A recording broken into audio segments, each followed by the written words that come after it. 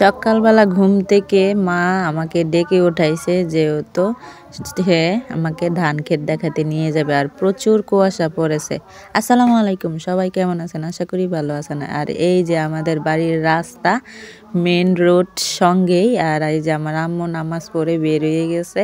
সকাল সকাল কুয়াশার রাস্তাটা খুবই সুন্দর লাগতেছে, যে প্রচুর কুয়াশা পড়েছে। কিন্তু আমাদের সিলেটে অনেক শীত পড়ে গেছে, যা নরসিংদীতে এত শীত নাই। এই যে কুয়াশায় ঘাসে মানে ভিজে যাইতেছি, হালকা হালকা ভিজেই গেছি। কিন্তু কি করব, আমি তো বলেছি আমার আম্মুকে আমাকে সকালবেলা ডেকে দিবা। আমার বাড়িতে আসলে কিন্তু প্রচুর ঘুমে ধরে, আমার ঘুমই ভাঙে না। আর এই যে ধান ক্ষেতের ধানগুলো মাশাল্লাহ খুব সুন্দর পেকে যাচ্ছে।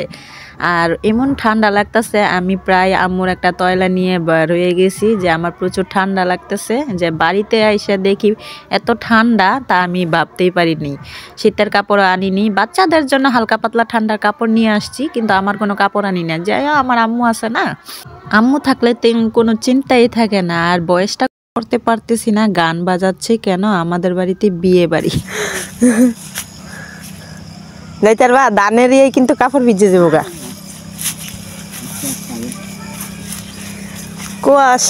কুয়াশায় আমাদের ধান ক্ষেত দেখতে আসছি এখানে। আর এই যে কুয়াশায় মাখায় সকাল সকাল কাপড় ভিজে যাচ্ছে, খুবই ভালো লাগতেছে। এরকম কুয়াশা মাখা কার না ভালো লাগে বলেন তো? আর আমাদের এখানে সিলেটে বেশিরভাগ ধান ক্ষেত, ধানের জমিন। এই যে দেখছেন কত বড় বন, শুধু ধান আর ধান। আম্মুকে নিয়ে সকাল সকাল বেরিয়ে গিয়েছি ধান ক্ষেত দেখার জন্য। ওই যে সূর্য মামা উঠে পড়েছে। আর আমার তো অবস্থা পুরোই খারাপ, কাপড় ভিজে গেছে। কুয়াশা দিয়ে আইসে আমার অবস্থা কি হয়েছে, কি অবস্থা। আমার আম্মা জান আমারে কুয়াশা দিয়া ক্ষেতের মাঝখান দিয়ে নিয়ে আইছে, এখন আমি পুরোই ভিজা শেষ। আমাদের ধান ক্ষেত দেখতে আসছি। ধান ক্ষেতটা মাশাআল্লাহ খুবই সুন্দর পাকতেছে, এখনো পাকে নাই, পাকে যাবে।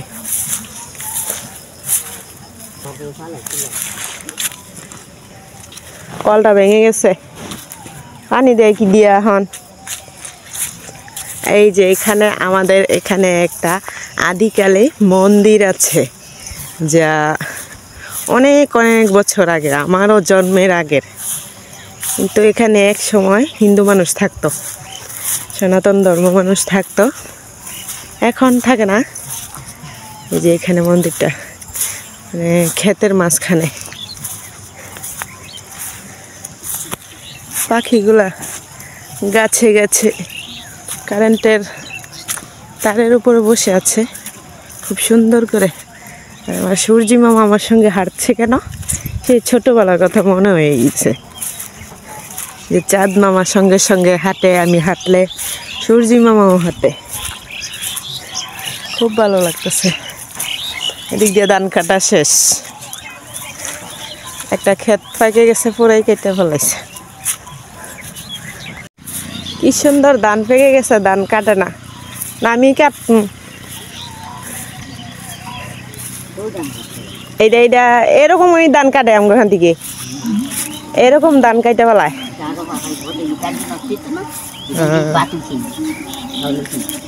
চাইলে নেই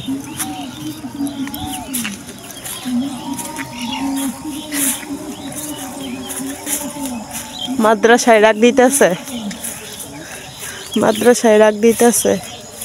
এদিক দিয়ে না খেজুর গাছ ছিল, খেজুর গাছ কাটতে পালাইছে। খেজুরের রস, এটা খেজুর গাছ কাটা নাই, খেজুরের রস খাইব কেমনে? পড়ে গেছে, ওই যে রাস্তা করছে পরে পড়ে গেছে। আচ্ছা, যাই হোক, অনেকদিন পরে আসলে না, বাড়ির আবহাওয়াই অন্যরকম লাগে, বা অনেকটা চেঞ্জ হয়ে যায়। প্রায় 5টা মাস পরে আসছি তাই। আর এই যে সকাল সকাল আমাদের রাস্তায় মানুষ কম থাকে। এই যে বেড়া, এটা হয়েছে আমাদের বাসার বেড়িবাঁধ। না ইন্ডিয়ান না। দিক দিয়ে সুন্দর একটা রাস্তা আছে, সোজা যাওয়া যায় আমাদের নানুর বাড়ির কাছে যাওয়া যায়। এটা মাত্র লাগাইছে, এটা কবে ধান কইব ক্ষেত বাদাইমা ক্ষেত। আপনারা কখনো শুনছেন বাদাইমা ক্ষেত? এটার মধ্যে এটা লাগানো লাগে নাই, এমনি হয়েছে, তার জন্য এটারে বলে বাদাম। অবস্থা খুবই খারাপ, ভিজে শেষ।